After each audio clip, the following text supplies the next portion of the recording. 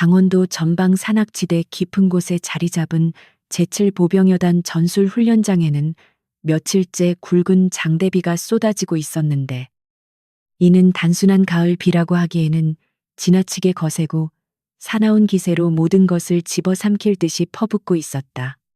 하늘은 짙은 먹구름으로 뒤덮여 대낮임에도 불구하고 마치 초저녁처럼 어두컴컴했고, 훈련장 곳곳에 설치된 조명탑 불빛만이 빗줄기를 가로지르며 위태롭게 흔들리고 있었다.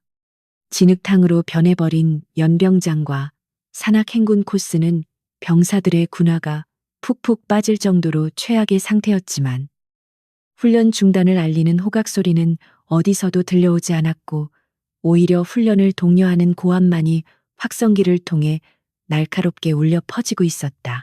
여단본부 지휘통제실 천막 안에서 최강훈 준장은 팔짱을 낀 채 대형 모니터를 통해 전송되는 현장 상황을 지켜보고 있었는데, 그의 미간에는 깊은 주름이 잡혀 있었고, 초조함이 역력한 눈빛은 병사들의 느린 진군 속도를 용납하지 못하고 있었다. 그는 이번 대규모 전술 훈련을 통해 국방부 고위 관계자들에게 자신의 탁월한 지휘 능력과 부대의 완벽한 전투 태세를 증명해 보이고자 하는 강한 야망을 품고 있었기에, 악천후 따위는 그의 계획에 있어 고려 대상이 아니었다. 최강훈은 자신의 성공을 위해서라면 부하들의 안전이나 규정 따위는 가볍게 무시할 수 있는 전형적인 출세지향적 군인이었으며, 그의 이런 성향은 부대 내에서 이미 공공연한 비밀로 통하고 있었다. 진흙 범벅이 된 전투복을 입은 병사들은 무거운 군장을 메고 가파른 산비탈을 기어 오르다시피 이동하고 있었는데, 빗물에 젖은 흙은 밟을 때마다 미끄러져 내려가 병사들의 체력을 급격히 소모시키고 있었다. 특히 사구역으로 지정된 계곡 능선 코스는 며칠간 이어진 폭우로 지반이 매우 약해져 있어 자칫 잘못하면 대형 산사태가 발생할 수도 있는 위험천만한 지역이었음에도 불구하고, 지휘부에서는 해당 구역 통과 명령을 강행하고 있었다. 병사들 사이에서는 불만과 공포가 섞인 웅성거림이 퍼져나가고 있었지만, 감히 서슬퍼런 여단장의 명령에 이의를 제기할 수 있는 사람은 아무도 없었고, 그저 묵묵히 죽음의 코스로 발걸음을 옮길 뿐이었다. 그때 선두소대에서 대열의 흐름을 꼼꼼히 살피며 이동하던 이하은 중사는 바닥의 진동과 흙이 흘러내리는 미세한 징후를 감지하고는 즉각적으로 걸음을 멈추었는데, 그녀의 예리한 감각은 본능적으로 위험을 경고하고 있었다. 하은은 비록 젊은 여성 부사관이었지만 그녀가 보여주는 전술적 식견과 현장 판단 능력은 웬만한 영관급 장교들을 능가하는 수준이었으며, 평소 조용하고 눈에 띄지 않는 성격임에도 불구하고 위기 상황에서는 놀라울 만큼 침착함을 유지하곤 했다. 그녀는 흙탕물이 흘러내리는 방향과 속도를 계산한 뒤 이대로 병력을 진입시켰다가는 수십 명의 전우가 흙더미에 매몰될 것이라는 확신을 가지게 되었고, 즉시 무전기를 들어 소대장에게 보고를 시도했다. 하지만 소대장은 상부의 압박에 시달리고 있었기에 하은의 경고를 예민한 반응으로 치부하며 무시하려 했고, 이에 하은은 더 이상 지체할 시간이 없다고 판단하여 대열을 이탈해 지휘 통제소가 있는 언덕 아래로 달리기 시작했다. 규정을 위반하면서까지 지휘관에게 직접 보고하려는 그녀의 행동은 군대라는 위계 질서가 엄격한 조직에서는 상상하기 힘든 일이었지만, 그녀에게는 동료들의 목숨을 구하는 것이 군법보다 우선이었다. 빗속을 뚫고 달려온 그녀의 숨소리는 거칠었지만, 지휘 통제실 천막 앞에 도착한 그녀의 눈빛은 그 어느 때보다 차분하고 단호하게 빛나고 있었다. 지휘 통제실 입구를 지키던 위병들이 흙투성이가 된 중사를 제지하려 했으나, 하은은 그들을 뿌리치고 천막 안으로 들어서며 큰 목소리로 상황 보고를 시작했는데, 그녀의 갑작스러운 난입에 작전 회의 중이던 참모들과 지휘관들의 시선이 일제히 그녀에게 쏠렸다. 최강훈 준장은 지도를 가리키던 지휘봉을 멈추고 불쾌한 표정으로 그녀를 노려보았는데 일개 중사가 감히 여단장의 신성한 작전 회의를 방해했다는 사실에 그의 자존심은 심각하게 상처를 입었다. 그러나 하은은 그 살벌한 분위기에 조금도 위축되지 않고 정확한 수치와 지형 분석을 근거로 사구역 작전의 즉각적인 중단과 우회로 확보를 강력하게 건의했다. 최강훈 준장은 하은의 보고 내용보다는 그녀의 태도와 존재 자체에 분노를 느끼며 훈련의 흐름을 끊는 패배주의적인 발언을 당장 멈추라고 소리쳤지만 하은은 물러서지 않고 자신의 주장을 굽히지 않았다. 그는 자신의 권위에 도전하는 듯한 하은의 눈빛을 참을 수 없었고 특히나 외부 평가관들이 도착하기 직전인 이 중요한 시점에 불길한 보고를 올리는 그녀가 눈엣 가시처럼 여겨졌다. 최강훈은 책상을 거칠게 내리치며 그녀에게 당장 원대 복귀하여 명령을 수행할 것을 지시했지만 하은은 부동자세로 서서 그 명령은 부당하며 병사들을 사지로 몰아넣을 수 없기에 따를 수 없다고 분명하게 대답했다. 순간 통제실 안에는 숨막히는 정적이 흘렀고 모든 장교들은 얼어붙은 채 여단장의 입만 바라보고 있었는데 최강훈의 얼굴은 분노로 붉게 달아올라 터질 듯했다. 그는 천천히 하은에게 다가가 위압적인 태도로 그녀를 내려다보며 일개 부사관 따위가 별을 단 장군의 명령을 거부하는 것이 무엇을 의미하는지 아느냐고 낮게 으르렁거렸다. 하은은 흔들림 없는 목소리로 군인의 첫 번째 의무는 국민과 전우의 생명을 보호하는 것이라고 답하며 자신의 판단이 틀리지 않았음을 확신하는 눈빛으로 그를 똑바로 응시했다.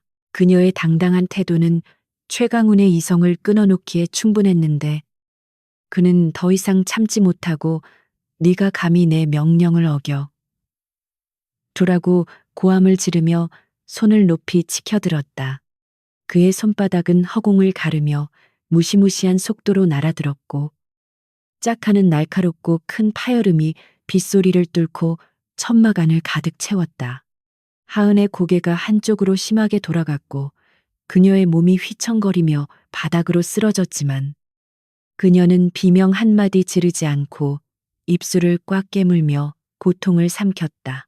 쓰러진 하은의 뺨은 순식간에 붉게 부어올랐고 입가에서는 핏줄기가 흘러내려 빗물 젖은 군복 위로 떨어졌지만 그녀는 떨리는 손으로 바닥을 짚고 천천히 다시 일어섰다.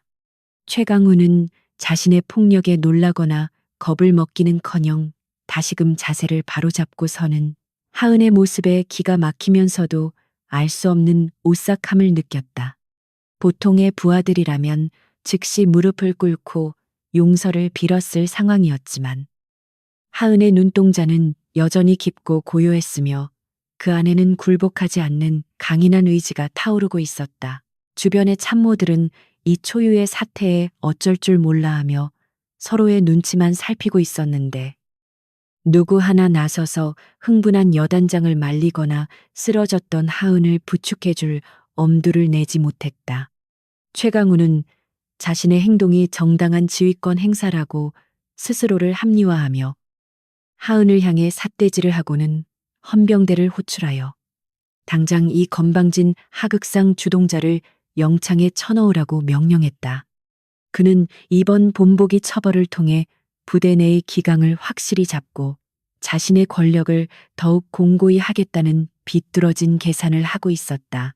헌병들이 천막 안으로 들어와 하은의 양팔을 거칠게 결박하는 동안에도 그녀는 반항하지 않았고 단지 최강훈을 향해 마지막 경례를 올리며 언젠가 이 결정에 대해 책임지셔야 할 것입니다라고 차갑게 말했다.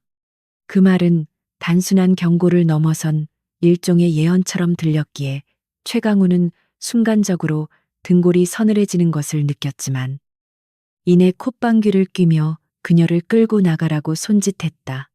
하은이 끌려나가는 뒷모습을 보며 그는 자신의 승리를 확신했으나 빗속으로 사라지는 그녀의 작고 단단한 등은 그가 감당할 수 없는 거대한 폭풍의 시작임을 암시하고 있었다. 하은이 헌병들에게 이끌려 진흙탕 길을 걸어가는 동안 훈련 중이던 병사들은 멀리서 그 장면을 목격하고 수군거리기 시작했으며 부대 내의 분위기는 급격히 흉흉해졌다. 평소 병사들을 살뜰히 챙기던 유능한 중사가 여단장에게 폭행당하고 끌려갔다는 소문은 삽시간에 전부대로 퍼져나갔고, 이는 병사들의 사기를 떨어뜨리는 동시에 지휘관에 대한 반감과 불신을 키우는 기폭제가 되었다.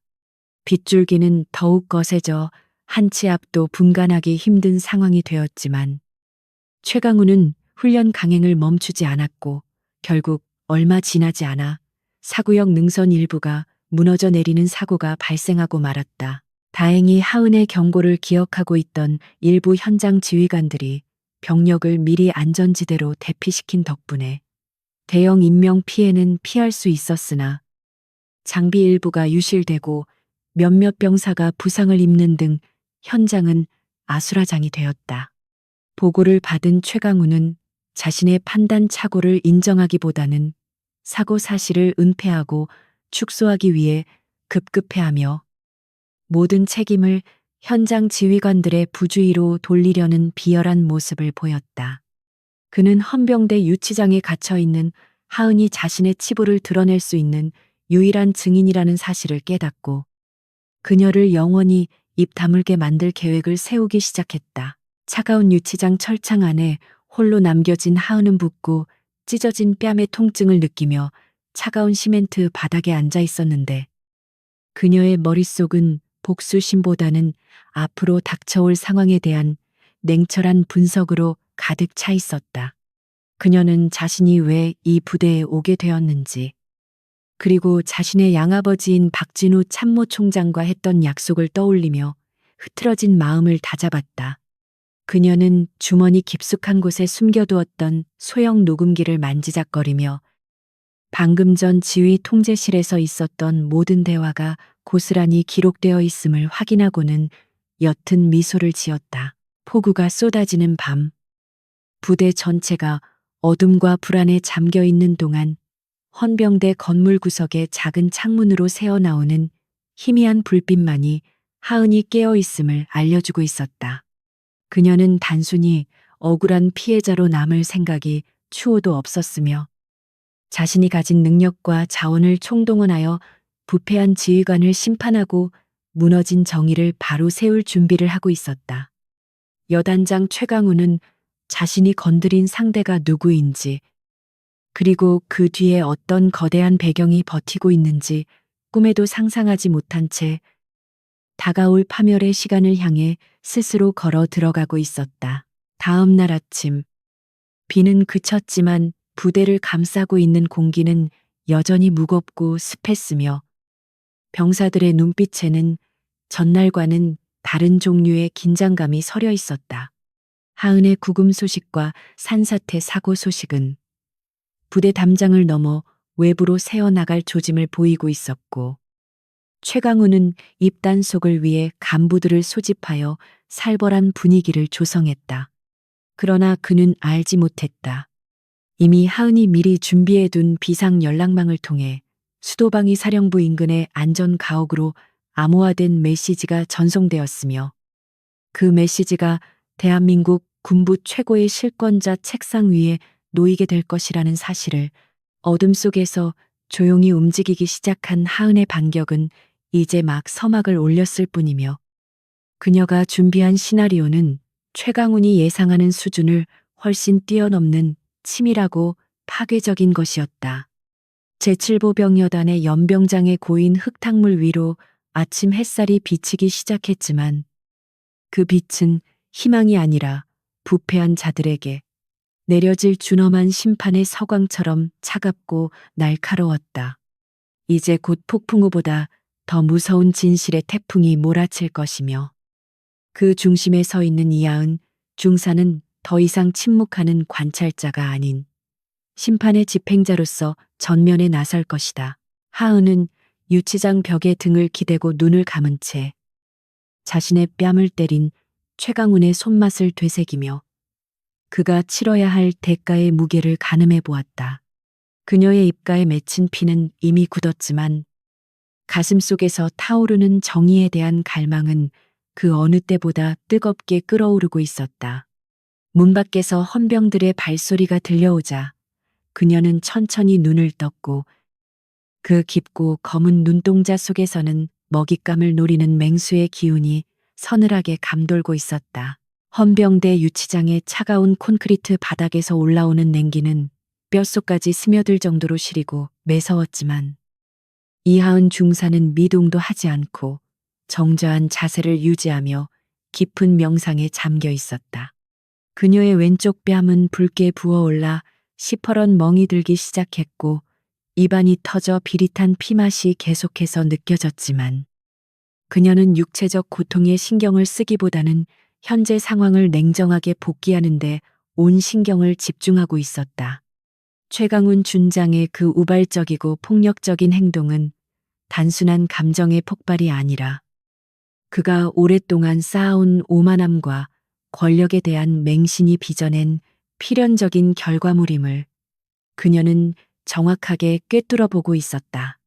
좁은 독방 안에는 작은 창문 하나만이 달려 있었고 그 너머로 들려오는 빗소리는 마치 그녀의 마음 속에서 조용히 소용돌이치기 시작한 격정의 전주곡처럼 음산하게 울려 퍼지고 있었다. 같은 시각 여단장실의 풍경은 하은이 갇혀 있는 유치장의 적막함과는 정반대로 화려하고 안락했는데 최강훈 준장은 최고급 가죽 소파에 몸을 파묻은 채 양주잔을 기울이며 여유를 만끽하고 있었다. 그는 자신의 권위에 도전했던 건방진 여군 부사관을 처리했다는 사실에 묘한 승리감을 느끼고 있었으며 부관이 가져온 산사태 피해 보고서는 거들떠보지도 않은 채 책상 한 구석으로 밀어버렸다. 창밖에서는 여전히 병사들이 진흙탕 속에서 복구 작업에 동원되어 고통받고 있었지만 방음이 잘 된 여단장실 안에는 클래식 음악이 은은하게 흐르며 바깥 세상의 비극과는 단절된 평온함을 연출하고 있었다.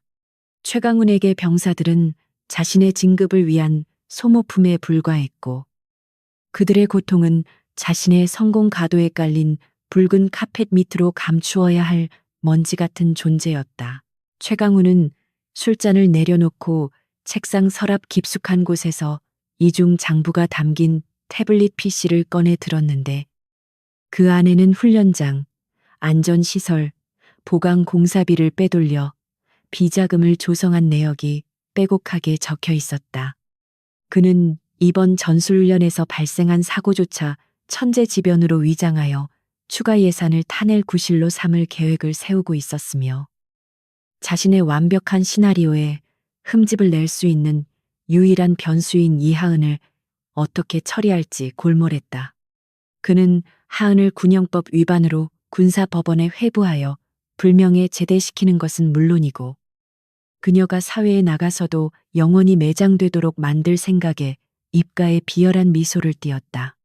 그에게 있어 정의나 양심 따위는 약해 빠진 자들의 변명일 뿐이었고 오로지 힘과 권력만이 세상을 지배하는 절대적인 진리라고 믿어 의심치 않았다. 한편 유치장을 지키던 젊은 헌병 상병은 수감된 하은의 모습을 힐끔거리며 불안한 기색을 감추지 못했는데 평소 존경하던 유능한 부사관이 이런 대우를 받는 것에 대해 심한 죄책감과 혼란을 느끼고 있었다. 그는 규정상 수감자와 대화를 나누는 것이 금지되어 있었지만 주위를 살핀 후 조심스럽게 다가와 하은에게 물이나 필요한 것이 없는지 물으며 떨리는 목소리로 말을 건넸다. 하은은 천천히 고개를 들어 헌병과 눈을 마주쳤는데 퉁퉁 부은 얼굴임에도 불구하고 그녀의 눈빛은 너무나 맑고 강렬해서 상병은 저도 모르게 뒷걸음질 치며 압도당하는 기분을 느꼈다. 그녀는 자신의 안위 대신 부상당한 병사들의 상태를 물었고 그 담담하고 이타적인 태도는 헌병의 가슴 속에 깊은 울림을 주며 동요를 일으켰다. 헌병이 자리를 비운 사이 하은은 군복상의 깃 안쪽에 정교하게 숨겨져 있던 초소형 통신장치를 꺼내 들었는데 이것은 일반적인 군 장비가 아니라 특수 작전용으로 제작된 비인가 장비였다. 헌병대가 그녀를 구금할 때 소지품 검사를 했지만 여단장의 불호령에 당황한 나머지 정밀한 신체 수색을 하지 않았던 허점을 그녀는 놓치지 않았던 것이다. 그녀는 능숙한 손놀림으로 장치를 활성화시킨 뒤 암호화된 주파수를 통해 외부의 특정 회선으로 연결을 시도하며 숨을 죽이고 기다렸다. 몇 번의 신호음이 울린 후 수화기 너머에서 묵직하고 신중한 남자의 목소리가 들려왔고 하은은 짧고 명료한 암구호를 대며 자신의 신분을 확인시켰다. 수화기 너머의 상대는 육군본부 참모총장 비서실의 수석 보좌관이었는데 그는 늦은 밤에 걸려온 비상 연락에 긴장하며 즉각적으로 보안 라인을 가동하고 하은의 보고를 경청할 준비를 마쳤다. 하은은 감정을 배제한 건조한 어조로 제7보 병여단에서 발생한 무리한 훈련 강행과 산사태 사고, 그리고 지휘관에 의한 폭행 사건을 육하원 측에 따라 정확하게 보고했다. 그녀는 최강훈 준장의 이름과 계급, 그리고 그가 발설한 모욕적인 언사까지 토시 하나 빠뜨리지 않고 전달했으며 이는 단순한 하소연이 아니라 상부 감찰을 요청하는 정식 보고였다. 보좌관은 믿기 힘든 보고 내용에 잠시 침묵했지만 곧 사태의 심각성을 인지하고 총장님께 즉시 보고하겠다는 확답을 주었다. 통신을 마친 하은은 다시 장치를 옥기 속에 은밀하게 숨기고는 아무 일도 없었던 것처럼 벽에 기대어 앉았는데 그녀의 심장은 격렬하게 뛰고 있었지만 표정은 여전히 차가운 호수처럼 고요했다. 그녀는 자신이 던진 작은 돌멩이가 일으킬 파문을 상상하며 이제 곧 시작될 거대한 폭풍의 중심에서 자신이 감당해야 할 무게를 다시 한번 각오했다. 아버지이자 참모총장인 박진우 대장은 공과 사를 철저히 구분하는 사람이었지만 군의 기강을 무너뜨리고 부하를 학대하는 지휘관에게는 그 누구보다 가혹한 처벌을 내리는 원칙주의자였다. 하은은 이번 사건이 단순한 폭행 시비를 넘어 군 전체의 부조리를 뿌리 뽑는 계기가 될 것임을 직감하고 있었다. 날이 밝아오자 최강훈 준장은 밤새 작성한 조작된 사건 경위서를 들고 직접 유치장을 찾았는데 그는 하은을 회유하거나 협박하여 사태를 조기에 마무리 지으려는 속셈을 가지고 있었다. 철창 너머로 보이는 하은의 모습은 초라했지만 기세만큼은 여전히 꿋꿋하여 최강훈은 들어서는 순간부터 설명할 수 없는 불쾌감과 패배감을 동시에 느껴야 했다. 그는 짐짓 너그러운 척하며 하은에게 반성문을 쓰면 징계를 최소화해 주겠다는 달콤한 제안을 던졌지만 그 제안 뒤에는 만약 거절할 경우 군 생활을 끝장내 버리겠다는 서늘한 위협이 도사리고 있었다. 최강훈은 자신이 내민 손이 하은에게는 구명줄이 될 것이라 착각하며 거만한 표정으로 그녀의 대답을 기다렸다. 하은은 천천히 자리에서 일어나 철창 앞으로 다가와 최강훈을 정면으로 응시했는데 그녀의 눈빛에는 두려움 대신 경멸과 연민이 뒤섞인 복잡한 감정이 서려 있었다. 그녀는 전은 군인으로서 정당한 이의를 제기했을 뿐이며 부당한 폭력에 굴복하여 거짓 반성문을 쓰는 일은 없을 것입니다라고 단호하게 거절의 의사를 밝혔다. 그녀의 목소리는 낮았지만 유치장 전체를 울릴 만큼 힘이 있었고 그 단호함은 최강훈의 자존심을 다시 한번 산산조각 내기에 충분했다. 최강훈의 얼굴은 순식간에 일그러졌고 그는 철창을 걷어차며 네가 지금 상황 파악이 안 되는 모양인데 내 말 한마디면 너는 군복을 벗는 것은 물론이고 사회에서도 매장될 것이다라고 악을 썼다. 최강훈의 협박에도 하은은 눈 하나 깜짝하지 않고 오히려 옅은 미소를 지어 보였는데 그 미소는 마치 눈앞의 폭군이 얼마나 하찮은 존재인지 비웃는 듯한 느낌을 주었다. 그녀는 마음속으로 당신의 그 오만한 권력이 언제까지 지속될지 지켜보겠습니다.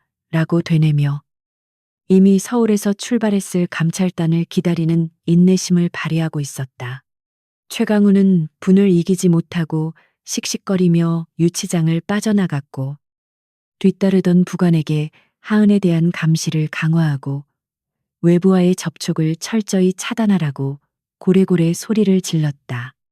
그러나 그는 이미 하은이 쳐놓은 거미줄에 걸려들었다는 사실을 까맣게 모른 채 스스로 파멸의 구렁텅이로 빠져들고 있었다. 유치장에 다시 정적이 찾아오자 하은은 아버지가 선물해준 낡은 군번줄을 만지작거리며 과거의 기억을 떠올렸는데 고아였던 자신을 거두어 친딸처럼 키워준 박진우 장군의 따뜻한 손길이 그리워졌다.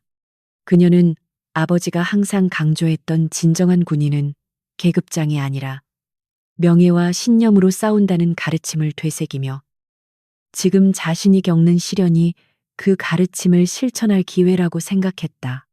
그녀는 단순히 뺨을 맞은 피해자가 아니라 썩어빠진 군 내부를 도려내기 위해 투입된 비밀 병기나 다름없었기에 이 정도의 고초는 충분히 감내할 수 있었다. 그녀의 눈앞에는 곧 닥쳐올 시련보다 더 큰 정의의 승리가 그려지고 있었기에 그녀는 어둠 속에서도 희망을 잃지 않았다.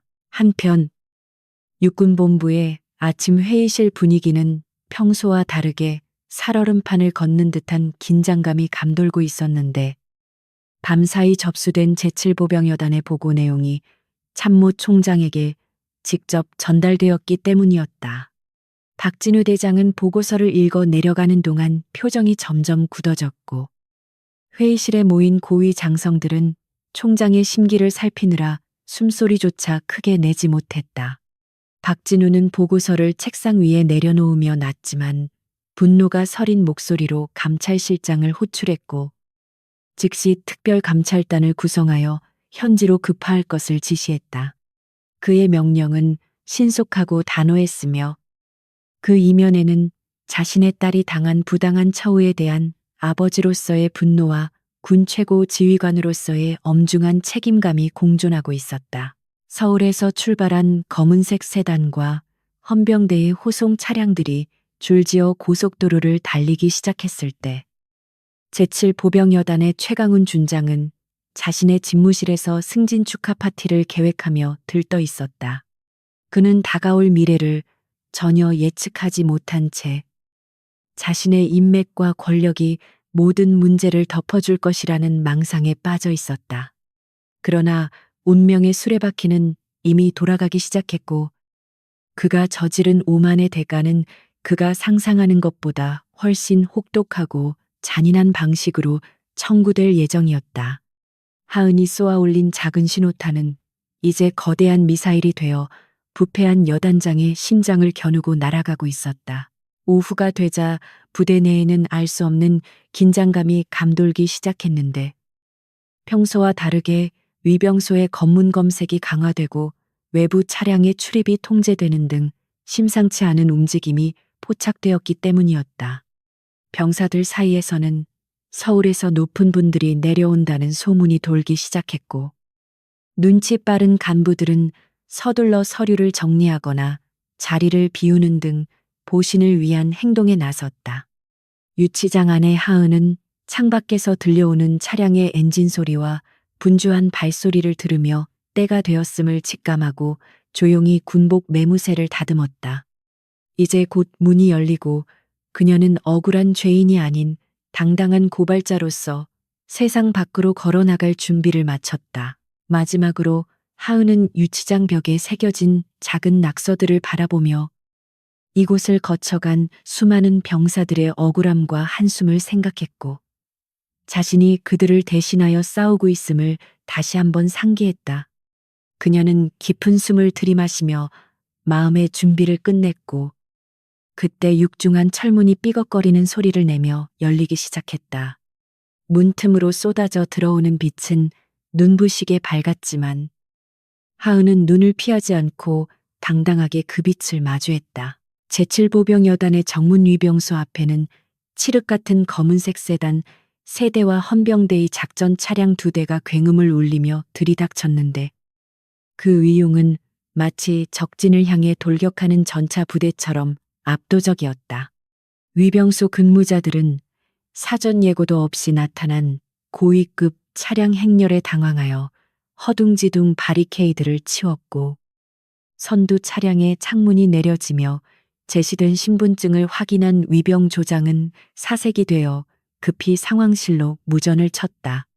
차량에 부착된 국방부 직할 특별감찰단의 엠블럼은 그 자체만으로도 일선 부대 지휘관들에게는 저승사자의 명패와도 같은 공포의 대상이었기에 정문은 순식간에 활짝 열렸다.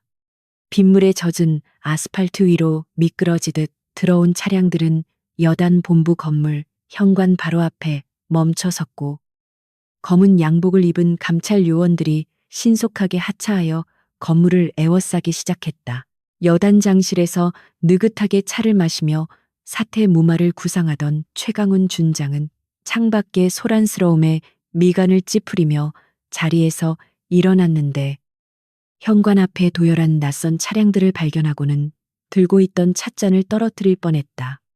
그는 자신의 귀를 의심하며 부관을 호출해 상황을 파악하려 했지만 이미 집무실 문이 벌컥 열리며 서늘한 인상의 중년 남성이 수행원들을 대동하고 들이닥쳤다. 감찰단장인 강철민 대령은 꼿꼿한 자세로 최강훈 앞에 서서 경례를 생략한 채 국방부 장관과 육군 참모총장의 직인이 찍힌 특별감찰명령서를 책상 위에 올려놓았다. 최강훈은 떨리는 손으로 명령서를 집어들었지만 글씨가 눈에 들어오지 않을 정도로 머릿속이 하얗게 변해버린 상태였다. 강철민 대령은 최강훈의 당황한 기색을 무시하고 즉각적인 지휘권 제안과 동시에 여단 내 모든 문서와 전산 자료에 대한 압수수색이 시작되었음을 통보했는데 그의 목소리는 감정이라고는 조금도 섞이지 않은 기계음처럼 차가웠다. 최강훈은 억지로 웃음을 지어 보이며 먼 길 오느라 고생이 많으셨으니 차라도 한잔하면서 천천히 이야기하자고 너스레를 떨었지만 강대령은 그 제안을 단칼에 거절했다.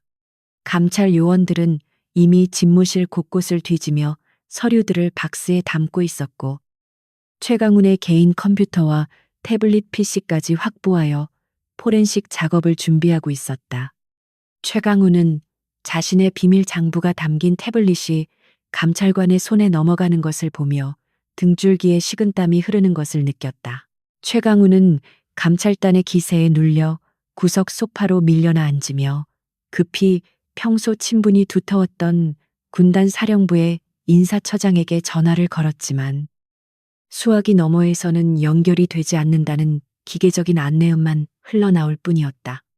그는 연이어 국방부 정책실에 근무하는 선배에게도 연락을 취해보았으나 마치 약속이라도 한 듯 그 누구도 그의 전화를 받지 않았다. 그제야 최강훈은 이번 감찰이 단순한 정기 점검이나 투서에 의한 조사가 아니라 자신의 숨통을 끊어놓기 위해 상부에서 기획된 거대한 작전임을 깨닫기 시작했다. 그는 도대체 어디서부터 일이 잘못된 것인지 필사적으로 기억을 더듬었지만 감히 상상조차 하지 못하고 있었다. 자신이 뺨을 때린 그 여군 중사가 이 모든 사태의 진원지라는 사실을 말이다. 한편 유치장에 갇혀있던 이하은 중사는 본부 건물이 소란스러워진 것을 감지하고 조용히 눈을 떴는데 그녀는 좁은 창살 사이로 들어오는 바람 냄새에서 상황이 급변하고 있음을 일궈냈다. 그녀는 낡은 침상에 걸터 앉아 자신의 손목에 채워진 헌병대의 수갑을 바라보며 아주 오래전 고아원 원장실에서 처음 만났던 양아버지 박진우 장군의 모습을 떠올렸다.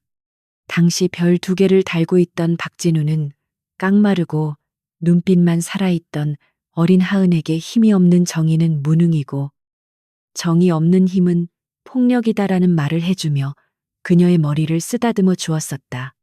하은은 그날의 따스했던 온기를 기억하며 자신이 군인의 길을 걷기로 결심했던 이유가 단순히 아버지의 뒤를 잇기 위함이 아니라 약한 자들을 지킬 수 있는 힘을 갖기 위해서였음을 되새겼다. 그녀가 박진우 장군의 양녀라는 사실은 군 내부에서도 극소수만이 알고 있는 1급 보안 사항이었는데, 이는 하은이 아버지의 후광 없이 오로지 자신의 실력으로 인정받기를 원했기 때문이었다. 그녀는 사관학교 대신 부사관의 길을 택하여 가장 밑바닥에서부터 군 생활을 시작했고, 병사들과 함께 뒹굴며 현장의 고충과 부조리를 몸소 체험해 왔다. 아버지는 그런 그녀의 결정을 존중하면서도 그녀가 위험에 처할 때를 대비해 비상 연락망을 쥐어주었지만, 하은은 지금까지 단 한 번도 그것을 사용한 적이 없었다. 하지만 이번 최강훈 준장의 만행은 도를 넘었으며, 더 이상의 침묵은 악에 대한 방조가 될 것이라는 판단하에 그녀는 처음으로 아버지에게 SOS가 아닌 심판을 요청했던 것이다. 그때 유치장의 철문이 열리고 감찰단장 강철민 대령이 수행원 한 명을 대동하고 들어왔는데, 그는 하은의 부어오른 뺨과 터진 입술을 보자마자 표정이 굳어지며 깊은 한숨을 내쉬었다. 강 대령은 참모총장의 최측근으로서 하은의 정체를 알고 있는 몇 안 되는 인물 중 하나였기에 총장의 딸이 이런 처참한 몰골로 갇혀 있다는 사실에 격분하지 않을 수 없었다. 그러나 그는 공적인 자리임을 감안하여 감정을 억누르고 정중하게 거수경례를 한 뒤 하은의 맞은편 의자에 앉아 조사를 시작했다. 하은 역시 그를 상관으로서 예우하며 흐트러짐 없는 자세로 경례를 올렸고, 사적인 감정을 배제한 채 사건의 경위를 담담하게 진술하기 시작했다. 강철민 대령은 하은이 건넨 소형 녹음기를 받아들며 이것이 결정적인 증거가 될 것임을 확신했는데, 하은은 거기에 덧붙여 최강훈이 은폐하려 했던 사구역 공사 관련 비리 의혹까지 상세하게 제보했다. 그녀는 평소 부대 내 시설 관리 일지를 꼼꼼하게 검토하면서 자재 수급 내역과 실제 시공 상태가 일치하지 않는다는 점을 파악하고 있었고, 이를 뒷받침할 수 있는 장부의 위치까지 정확하게 짚어주었다.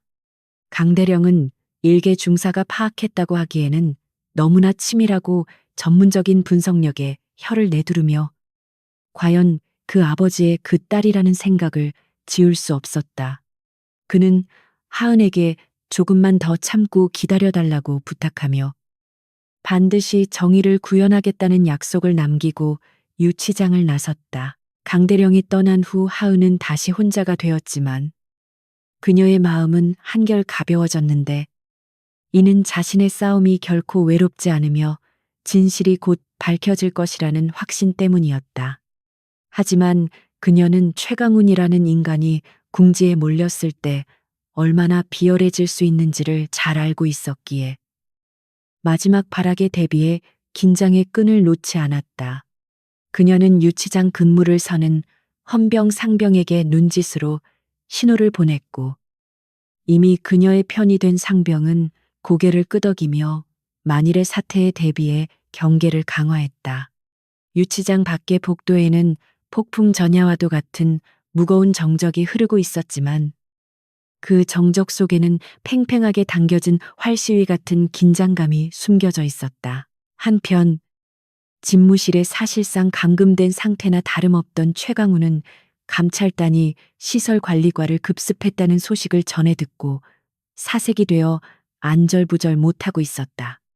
그는 자신이 빼돌린 공사비 내역이 발각되는 것은 시간 문제라는 것을 직감했고, 이대로 앉아서 당할 수만은 없다는 생각에 비틀린 묘책을 강구하기 시작했다. 그는 감시가 소홀한 틈을 타 숨겨둔 대포폰으로 자신의 충복인 정복 과장에게 문자를 보냈는데, 그 내용은 하은의 관물대에 기밀 문서를 몰래 넣어두고 그녀를 간첩 혐의로 엮으라는 지시였다. 최강훈은 자신의 비리가 드러나더라도 하은을 국가보안법 위반 사범으로 몰아세우면 사건의 본질을 흐리고 자신은 부하의 배신에 희생된 피해자 코스프레를 할 수 있을 것이라 계산했다. 정보과장은 여단장의 지시를 받고 잠시 망설였지만 이미 최강훈과 한 배를 탄 공범이었기에 선택의 여지가 없다고 판단하고 은밀하게 여군 숙소로 향했다. 그는 감찰단의 눈을 피해 하은의 개인 사물함에 접근하여 조작된 기밀 서류 뭉치를 깊숙이 찔러 넣었고 이를 발견한 척 연기하며 감찰단에게 역으로 제보할 계획을 세웠다. 그러나 그는 하은이 평소 자신의 사물함에 미세한 표식을 해두어 외부의 침입 흔적을 알 수 있게 해두었다는 사실과 숙소 주변에 그녀를 따르는 병사들이 눈을 부릅뜨고 있다는 사실을 간과하고 있었다. 어둠 속에서 누군가의 시선이 정보과장의 수상한 행동을 지켜보고 있었고 그 장면은 고스란히 스마트폰 카메라에 담기고 있었다. 저녁이 되자 빗줄기는 완전히 멈추고 구름 사이로 달빛이 비치기 시작했지만 제칠 보병여단은 여전히 한겨울처럼 차갑고 얼어붙은 분위기였다. 본부 건물 회의실에서는 감찰 요원들이 압수한 자료들을 분석하느라 밤을 새우고 있었고 쉴 새 없이 돌아가는 프린터 소리와 타자기 소리가 복도를 메우고 있었다. 강철민 대령은 확보된 증거들을 검토하며 최강훈의 혐의가 예상보다 훨씬 광범위하고 악질적이라는 사실에 분노를 금치 못했다. 그는 즉시 서울에 있는 참모총장에게 중간 보고를 올렸고 수화기 너머의 박진우 대장은 한 점의 의혹도 남기지 말고 철저히 뿌리 뽑으라는 짧고 굵은 명령을 내렸다. 최강훈은 자신의 집무실 소파에 누워 불안한 잠을 청하려 했지만 악몽 같은 현실이 그를 괴롭혀 뜬 눈으로 밤을 지새워야 했다. 그는 문득 낮에 마주쳤던 하은의 눈빛을 떠올렸는데 그 눈빛은 자신을 비웃는 것 같기도 하고 가엾게 여기는 것 같기도 하여 견딜 수 없는 모욕감을 느꼈다. 그는 이를 갈며 이하은, 내년이 아무리 발버둥 쳐봐야 계란으로 바위치기다라고 중얼거렸지만 그의 목소리에는 이미 예전과 같은 자신감이 사라지고 공포가 서려 있었다. 그는 내일 아침이면 자신의 조작된 시나리오가 작동하여 상황이 역전될 것이라고 억지로 믿으려 애썼다. 새벽 3시. 모두가 잠든 시간에도 하은은 잠들지 않고 가부좌를 튼 채 호흡을 고르고 있었는데 그녀의 예민한 청각은 유치장 밖에서 들려오는 미세한 인기척을 포착했다. 그녀는 직감적으로 누군가가 자신을 해치러 오고 있음을 느꼈고 천천히 몸을 풀어 근육의 긴장을 조절하며 전투태세에 돌입했다. 최강훈이 보낸 또 다른 하수인들이 감찰단의 감시를 뚫고 유치장에 접근하고 있었던 것이다. 그들은 단순한 증거 조작을 넘어 하은을 자살로 위장하거나 사고사를 당하게 만들어 영원히 입을 막으려는 끔찍한 계획을 실행에 옮기려 하고 있었다. 어둠 속에서 검은 복면을 쓴 두 명의 괴한이 유치장 후문으로 침투하여 근무 중이던 헌병을 기절시키고 열쇠를 탈취하는데 성공했다. 그들은 소리 없이 하은의 독방 문을 열고 들어섰지만 그들이 마주한 것은 두려움에 떠는 여군이 아니라 어둠 속에서 안광을 번뜩이는 맹수와도 같은 전사의 모습이었다. 하은은 이미 문 뒤에 숨어 그들의 움직임을 계산하고 있었고 괴한들이 발을 들여놓는 순간 번개 같은 속도로 첫 번째 괴한의 명치를 가격했다. 둔탁한 타격음과 함께 억눌린 비명이 터져 나왔고 좁은 유치장 안에서는 생사를 건 사투가 벌어지기 시작했다.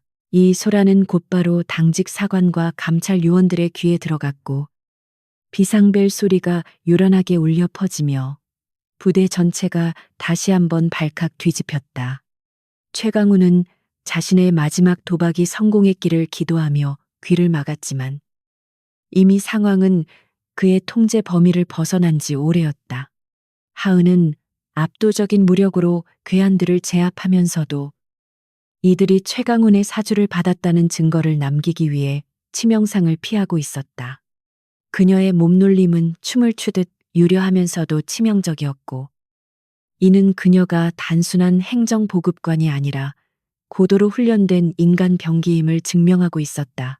유치장 복도로 뛰어온 강철민 대령과 헌병대원들은 바닥에 나뒹구는 괴한들과 그들 위에 당당하게 서 있는 하은의 모습을 목격하고 경악을 금치 못했다.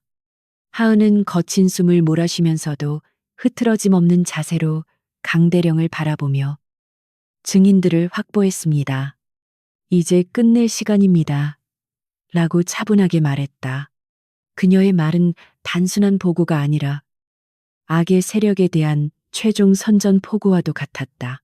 유치장 바닥에 널브러진 괴한들이 신속하게 헌병들에게 제압되어 끌려나가는 동안 강철민 대령은 끓어오르는 분노를 억누르며 하은의 상태를 살피기에 여념이 없었다. 하은은 거친 숨을 몰아쉬면서도 흐트러진 군복을 단정하게 고쳐 입으며 자신은 괜찮으니 즉시 이들을 신문하여 배후를 밝혀내야 한다고 침착하게 조언했다. 그녀의 얼굴에는 피로감이 묻어났지만 눈빛만은 형형하게 빛나고 있었고, 그 모습은 마치 승리를 확신한 장수의 위엄을 보여주는 듯했다. 강대령은 고개를 끄덕이며 부하들에게 괴한들을 별실로 격리해 철저히 조사할 것을 지시했고, 유치장 주변의 경계를 최고 수준으로 격상시켰다. 최강훈 준장은 자신의 마지막 카드였던 암살 시도마저 실패로 돌아갔다는 보고를 받고는 공포와 분노가 뒤섞인 괴성을 지르며 집무실의 집기들을 마구잡이로 집어던졌다. 그는 이제 더 이상 물러설 곳이 없다는 절박함 속에서 미리 준비해 두었던 최악의 시나리오인 간첩 조작 사건을 터뜨리기로 결심했다. 그는 떨리는 손으로 정부 과장에게 전화를 걸어 당장 여군 숙소를 수색하여 미리 심어둔 증거물을 확보하고 이하은을 국가보안법 위반 혐의로 긴급 체포하라고 고함을 질렀다. 그것은 자신의 비리를 덮기 위해 무고한 부하를 매국노로 몰아 죽이려는 군인으로서 해서는 안 될 가장 비열하고 추악한 짓이었다. 정보과장은 양심의 가책을 느낄 새도 없이 부하들을 이끌고 여군 숙소로 들이닥쳤고, 자고 있던 여군들을 모두 깨워 복도로 내몰며 공포 분위기를 조성했다. 그는 마치 짜여진 각본처럼 하은의 관물대로 직행하여 깊숙한 곳을 뒤지는 시록을 했고, 이내 붉은색 도장이 찍힌 기밀문서 뭉치와 출처를 알 수 없는 현금 봉투를 꺼내 들었다. 지켜보던 병사들은 경악을 금치 못했고, 정보과장은 승리감에 도취되어 즉시 무전을 통해 대공 용의점 발견, 핵심 기밀 유출 증거 확보라고 상부에 보고했다. 이 소동은 순식간에 부대 전체로 퍼져나갔고, 하은을 동정하던 여론은 순식간에 의심과 혼란으로 뒤바뀌기 시작했다. 보고를 받은 최강훈은 기다렸다는 듯이 자리를 박차고 일어나 감찰단이 머물고 있는 회의실로 쳐들어가 책상을 내리치며 기세등등하게 소리쳤다. 그는 감찰단이 감싸고 도는 이하은이 사실은 군사기밀을 팔아넘긴 고정간첩이었다고 주장하며, 이것은 단순한 비리 사건이 아니라 국가 안보가 걸린 중대 사안이라고 목소리를 높였다. 강철민 대령은 터무니없는 주장에 코웃음을 쳤지만 최강훈이 들이민 증거물들과 조작된 정황들은 겉보기에는 그럴듯해 보여 당장 반박하기가 어려웠다. 최강훈은 이 틈을 타 감찰단의 조사 권한을 무력화시키고 자신의 지휘권으로 즉결 심판을 진행하겠다며 으름장을 놓았다. 강대령과 감찰 요원들이 난색을 표하는 사이 최강훈은 헌병대를 동원하여 유치장에 있는 하은을 다시 밖으로 끌어내어 취조실로 압송했다. 취조실의 차가운 철제 책상 위에 조작된 증거물들이 던져졌고, 최강훈은 하은의 맞은편에 앉아 비릿한 웃음을 흘리며 자백을 강요하기 시작했다. 그는 지금이라도 간첩 혐의를 인정하고 모든 죄를 뒤집어 쓴다면 목숨만은 살려주겠다며 회유했지만, 그것은 하은을 영원히 사회에서 매장시키려는 악마의 속삭임에 불과했다. 하은은 책상 위에 놓인 조잡한 서류들을 무표정한 얼굴로 하나하나 넘겨보며 마치 흥미로운 소설책을 읽는 듯한 태도를 보였다. 잠시 후 하은은 서류 뭉치를 책상 위에 툭 던져 놓으며 입가에 차가운 냉소를 머금고 최강훈을 똑바로 쳐다보았다. 그녀는 문서에 찍힌 기밀 등급 도장의 잉크가 아직 채 마르지 않았다는 점과 문서 양식이 3년 전에 폐기된 구형 양식이라는 점을 지적하며 조작 수준이 너무나 형편없다고 비웃었다. 또한 함께 발견된 현금 봉투의 일련 번호가 최근 여단장 활동비로 인출된 지폐들과 일치한다는 사실까지 꼬집으며 이 모든 것이 최강훈의 자작극임을 적나라하게 폭로했다. 그녀의 예리하고 논리적인 반박에 취조실 안에 있던 배석 헌병들조차 동요하며 여단장을 의심스러운 눈초리로 쳐다보게 되었다. 자신의 계략이 순식간에 간파당하고 오히려 역공을 당하자 최강훈의 얼굴은 붉다 못해 검푸르게 변했고 이성은 완전히 마비되어 버렸다. 그는 더 이상 논리나 증거로 하은을 이길 수 없음을 깨닫고 오로지 계급과 권력이라는 무력으로 그녀를 짓밟아 버리기로 작정했다. 그는 책상을 엎어버리며 이 건방진 계집이 어디서 말대꾸냐. 네가 입을 열지 못하게 만들어 주마라고 발악하며 즉시 비상 소집을 발령하고 전 부대원을 연병장에 집합시키라고 명령했다. 그는 공개적인 자리에서 하은을 인민재판식으로 처단하여 본보기로 삼고 공포심을 조장해 자신의 권위를 다시 세우려는 광기에 사로잡혀 있었다. 새벽의 여명이 밝아오기도 전에 비상 사이렌 소리가 부대 전체를 뒤흔들었고 잠에서 덜 깬 병사들은 영문도 모른 채 연병장으로 뛰어나와야 했다. 최강훈은 연단 위에 올라 마이크를 잡고 부대 내에 암약하던 간첩을 색출했다며 하은을 국가의 적으로 규정하는 선동적인 연설을 시작했다. 그는 감찰단조차 이 간첩에게 매수되었을 수 있다며 억지를 부렸고 부대의 안위를 위해 여단장 직권으로 긴급 군사 재판을 열어 즉결 처분하겠다고 선언했다. 연병장에 모인 수천 명의 장병들은 충격에 빠져 웅성거렸지만 완전 무장한 친위 헌병들이 주위를 둘러싸고 있어 감히 이의를 제기하지 못했다. 강철민 대령은 최강훈의 미친 짓을 막기 위해 연단으로 달려가려 했지만 여단장의 사병이나 다름없는 무장 병력들이 그들의 앞을 가로막고 총구를 겨누었다. 이것은 명백한 군사반란에 가까운 하극상이었지만 최강훈은 이미 돌아올 수 없는 강을 건넜기에 눈에 뵈는 것이 없었다. 하은은 포박된 채 연단 아래로 끌려 나왔지만 수천 개의 시선 앞에서도 고개를 숙이지 않고 당당하게 어깨를 펴고 서 있었다. 그녀는 광기에 사로잡힌 최강훈을 바라보며 연민을 느꼈고 이제 곧 들이닥칠 진짜 심판의 순간을 조용히 기다리고 있었다. 최강훈은 하은을 연단 위로 끌어올려 무릎을 꿇리려 했지만 하은은 다리에 힘을 주어 버티며 끝까지 꼿꼿한 자세를 유지했다. 최강훈이 헌병들에게 강제로 무릎을 꿇리라고 소리치는 순간 하은은 낮은 목소리로 지금 이 순간을 평생 후회하게 될 것입니다. 준장님이라고 경고했다. 그녀의 목소리는 마이크를 타지 않았음에도 불구하고 그 안에 담긴 서슬퍼런 기백 때문에 최강훈은 순간적으로 뒷걸음질을 쳤다. 그는 자신의 불안감을 감추기 위해 더욱 목소리를 높여 하은의 죄상을 낭독하기 시작했지만 목소리는 미세하게 떨리고 있었다. 그 시각 서울에서 출발한 박진우 참모총장의 차량 행렬은 이미 강원도 경계를 넘어 부대를 향해 전속력으로 질주하고 있었다. 총장은 실시간으로 보고되는 현장 상황에 치를 떨며 운전병에게 속도를 더 높이라고 재촉했고 그의 옆에는 헌병감과 법무실장이 굳은 표정으로 동석하고 있었다.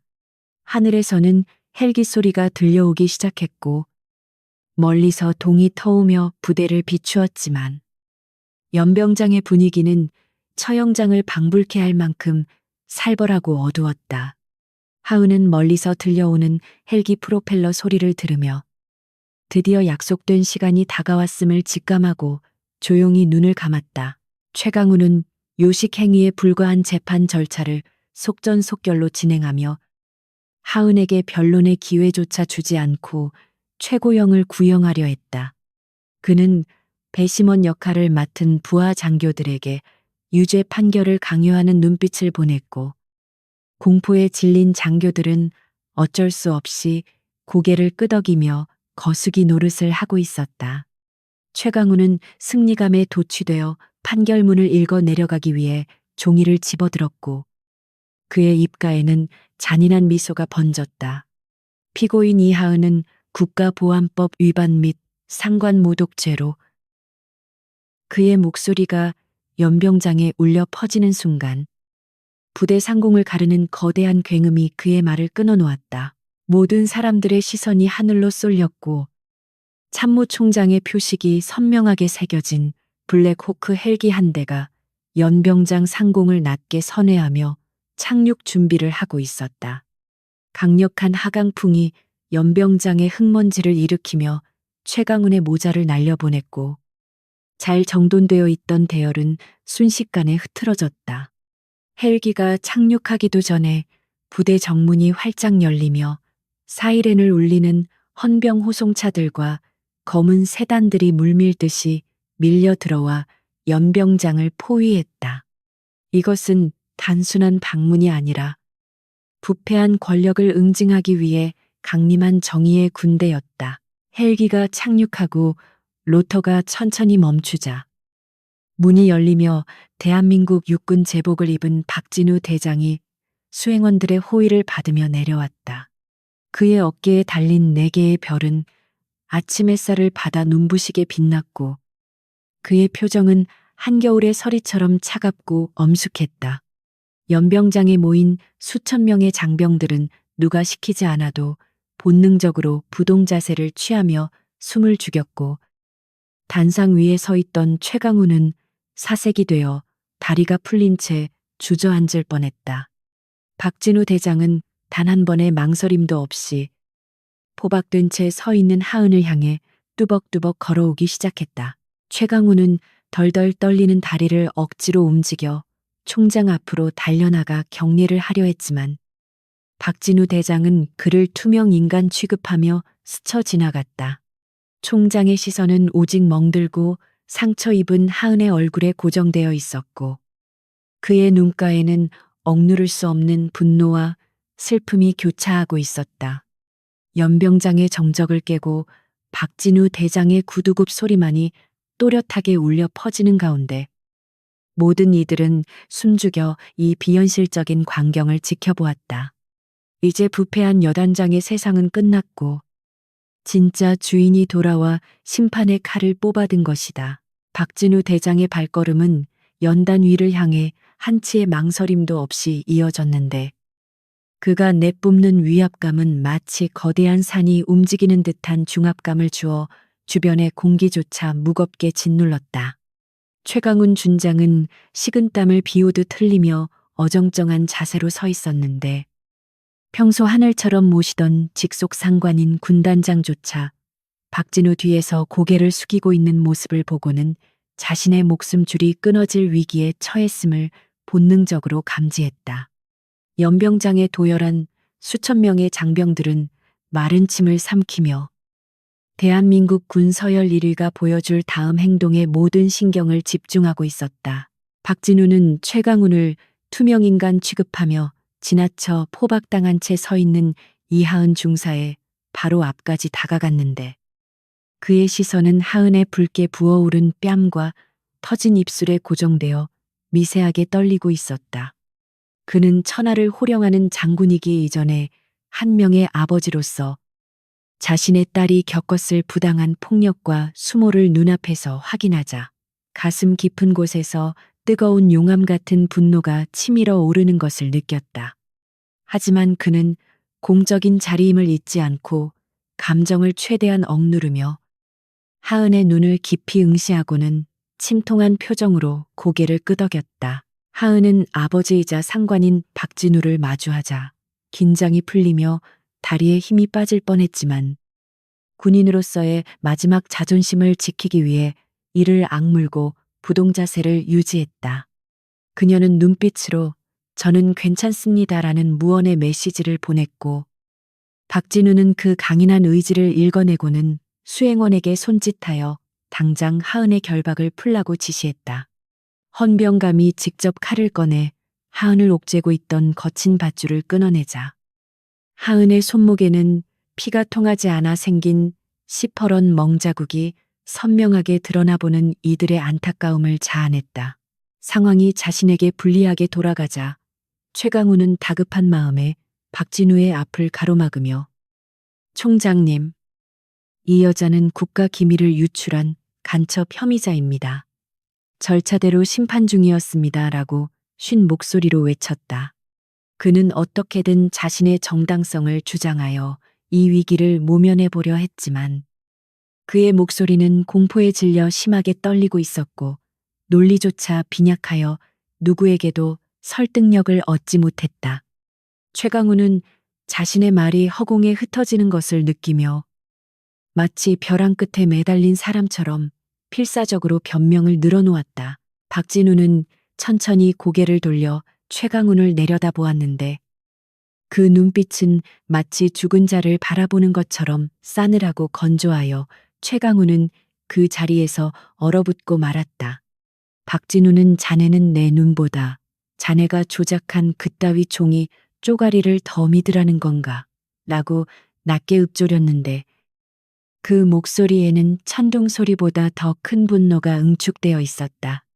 그는 최강훈이 들고 있던 판결문을 낚아채어 한 번 훑어보고는 경멸 어린 표정으로 그것을 구겨 바닥에 내동댕이 치며 최강훈의 마지막 자존심까지 짓밟아 버렸다. 박진우의 손짓 하나에 대기하고 있던 특수임무대 요원들이 연단 위로 뛰어올라 최강훈을 호위하던 여단 헌병들의 무장을 해제시키고 신속하게 제압했다. 여단 헌병들은 저항할 생각조차 하지 못하고 순순히 총기를 반납했는데 그들 역시 여단장의 폭주에 회의감을 느끼고 있었기에 상부의 개입을 내심 반기며 안도하는 분위기였다. 순식간에 연단의 지배권은 최강훈에게서 박진우에게로 넘어갔고 최강훈은 자신의 수족이 모두 잘려나간 채 홀로 덩그러니 남겨진 처량한 신세가 되었다. 박진우는 마이크를 잡지 않고 육성으로 연병장을 향해 지금 이 시간부로 제7보병 여단에 대한 지휘권은 육군본부 직할로 귀속되며 현 여단장 최강훈 준장의 모든 직무를 정지한다라고 선포했다. 그의 목소리는 쩌렁쩌렁하게 울려 퍼져 연병장 끝에 있는 병사들의 귀에까지 또렷하게 전달되었고 병사들은 그제야 안도의 한숨을 내쉬며 정의가 살아있음을 실감했다. 최강훈은 그 선언을 듣는 순간 다리의 힘이 완전히 풀려 바닥에 주저앉았고 자신의 군 생활뿐만 아니라 인생 전체가 끝장났음을 직감했다. 박진우는 주저앉은 최강훈에게 다시는 눈길조차 주지 않고 자유의 몸이 된 하은에게 다가가 자신의 손수건을 꺼내 그녀의 터진 입가를 조심스럽게 닦아주었다. 이 이례적인 행동에 주변의 참모들과 병사들은 숨을 죽이고 그 장면을 지켜보았는데 사성 장군이 일개 중사에게 보여주는 이 다정한 모습은 단순한 부하 사랑을 넘어서는 무언가가 있음을 암시하고 있었다. 하은은 아버지의 거친 손길에서 전해지는 따뜻한 온기에 울컥 눈물이 솟구칠 뻔했지만 꼭 참고 작은 목소리로 감사합니다라고 말하며 고개를 숙였다. 박진우는 하은의 어깨를 감싸 안으며 가자. 여기는 네가 있을 곳이 아니다라고 말하고는 그녀를 부축하여 헬기가 있는 곳이 아닌 본부 건물 쪽으로 발걸음을 옮겼다. 총장이 직접 부사관을 에스코트하여 연단을 내려가는 모습은 군 역사상 전무후무한 장면이었기에 이를 지켜보는 모든 이들에게 거대한 충격과 의문을 남겼다. 최강우는 멍하니 그 뒷모습을 바라보며 도대체 저 여군 중사가 누구이길래 참모 총장이 이토록 극진하게 대하는지 뒤늦은 의구심을 품기 시작했다. 연병장에 남겨진 감찰단장 강철민 대령은 헌병들에게 최강훈을 즉시 체포하여 압송할 것을 명령했고, 최강훈의 손목에는 그가 하은에게 채웠던 것보다 훨씬 무겁고 차가운 수갑이 채워졌다. 최강훈은 끌려가면서도 이건 음모야, 내가 누군지 알아 라고 악을 썼지만 그의 외침은 공허한 메아리가 되어 흩어질 뿐 아무도 귀담아 듣지 않았다. 하늘을 뒤덮고 있던 먹구름이 서서히 걷히고 햇살이 쏟아지기 시작했는데, 이는 마치 치려단을 짓누르던 어둠이 걷히고 새로운 세상이 열리는 것을 축복하는 듯했다. 박진우와 하은이 본부 건물 로비에 들어서자 미리 대기하고 있던 의무관들이 달려와 하은의 상태를 살피기 시작했는데, 박진우는 치료가 끝날 때까지 곁을 떠나지 않고 지켰다. 그는 하은의 상처 하나하나를 눈에 담으며 자신의 딸을 이 지경으로 만든 자들을 법이 허용하는 가장 가혹한 형벌로 다스리겠다고 다짐하고 또 다짐했다. 그는 비서실장에게 지시하여 최강훈의 여단장 재임 기간 동안에 모든 결제 서류와 통화 기록을 샅샅이 뒤져 먼지 하나까지 탈탈 털어내라고 엄명을 내렸다. 응급처치를 마친 하은은 조금 진정된 모습으로 박진우와 마주 앉았는데, 두 사람 사이에는 오랫동안 하지 못했던 말들이 침묵 속에 오고 가고 있었다. 박진우는 많이 힘들었지, 미안하다. 내가 너무 늦게 왔다라고 말하며 하은의 손을 꽉 잡아주었고, 하은은 고개를 저으며 아버지가 오실 줄 믿고 있었습니다 라고 담담하게 대답했다. 이 대화는 보안 유지를 위해 물리적으로 차단된 공간에서 이루어졌기에 외부인은 아무도 듣지 못했지만, 두 사람의 끈끈한 유대감은 공간을 가득 채우고 있었다. 한편 유치장 옆 별실에 구금된 최강우는 강철민 대령에게 신문을 받기 시작했는데, 그는 여전히 자신의 죄를 인정하지 않고 상부의 정치 싸움에 희생된 것이라며 억지를 부렸다. 강 대령은 혀를 차며 최강훈 앞에 태블릿 PC 하나를 던져주었는데, 그 화면에는 최강훈이 사구역 공사비를 횡령하여 내연녀에게 송금한 내역이 적나라하게 표시되어 있었다. 최강훈은 자신의 가장 은밀한 치부까지 드러나자 얼굴이 하얗게 질렸고, 더 이상 빠져나갈 구멍이 없음을 깨닫고 절망적인 침묵에 빠져들었다. 박진우는 하은의 안정이 확인되자 다시 지휘관 모드로 돌아와 연병장의 집결해 있는 병사들을 해산시키고 정상적인 부대 운영을 위한 후속 조치를 지시했다. 그는 이번 사태로 인해 동요하고 있을 장병들의 사기를 진작시키기 위해 특별 휴가와 부식비를 지원하라고 명령했고, 이는 공포에 떨던 병사들에게 큰 환호를 받았다. 병사들은 새로운 사령탑의 등장을 반기며 비정상이 정상으로 돌아가는 과정에서 오는 카타르시스를 느끼고 있었다. 모든 상황이 정리되어 갈 무렵 박진우는 다시 연단이 있던 곳으로 나가 텅 빈 운동장을 바라보며 깊은 생각에 잠겼는데, 그의 뒤로 강철민 대령이 다가와 조심스럽게 말을 건넸다. 총장님, 최강훈 준장이 계속해서 하은 중사의 정체에 대해 묻고 있습니다. 이제는 밝히실 때가 된 것 같습니다. 박진우는 씁쓸한 미소를 지으며 고개를 끄덕였고, 그래, 그자에게 마지막 절망을 선물해 줄 시간이군이라고 말하며 발걸음을 돌렸다. 임시 조사실로 개조된 여단 본부의 소회의실 공기는 무겁게 가라앉아 있었고, 창문 틈으로 들어오는 한 줄기 빛조차 최강훈 준장에게는 사형 선고처럼 느껴졌다. 그는 손목을 옥죄는 수갑의 차가운 감촉에 몸서리치며 초조한 눈빛으로 굳게 닫힌 철문을 바라보고 있었는데, 머릿속은 어떻게든 이 상황을 빠져나갈 구멍을 찾느라 윙윙거리는 소리가 날 정도로 복잡하게 돌아가고 있었다. 그는 자신이 저지른 횡령이나 직권남용은 좋은 변호사를 쓰고 인맥을 동원하면 집행유예 정도로 막을 수 있을 것이라 안일하게 계산하고 있었지만 참모총장이 보여준 그 살기 어린 눈빛만큼은 도저히 해석이 불가능해 불안감만 증폭시키고 있었다. 최강우는 자신의 정치적 생명이 끝났음을 직감하면서도 설마 총장이 일개 중사를 위해 자신과 같은 장성을 완전히 매장시키지는 않을 것이라는 신락 같은 희망을 버리지 못하고 있었다. 그때 철문이 육중한 소리를 내며 열렸고 박진우 참모총장이 서늘한 표정으로 들어서자 실내의 온도가 급격히 떨어지는 듯한 착각이 일었다. 그 뒤를 이어 얼굴에 반창고를 붙인 이하은 중사가 정복으로 갈아입고 들어왔는데 그녀의 표정은 더 이상 억울한 피해자의 것이 아니라 모든 것을 관조하는 심판자의 그것처럼 차분하고 당당했다.